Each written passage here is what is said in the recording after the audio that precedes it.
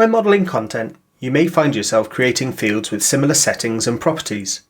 Within the Content Type Builder, we support the ability to duplicate a field, saving you time when building your content type. Let's look at an example. Here in this blank content type, we have a primary image field.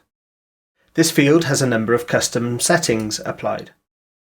It's got content guidelines, whether the alt text field should be displayed, and where images should be uploaded to, as well as what images should be displayed in the image gallery.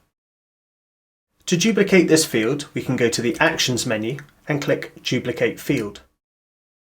An exact copy of the field is created with all the same settings from the original. Let's take a look.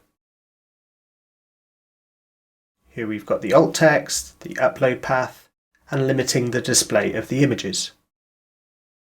Now we can make any updates to the properties that need to be different from the original. So let's update its name.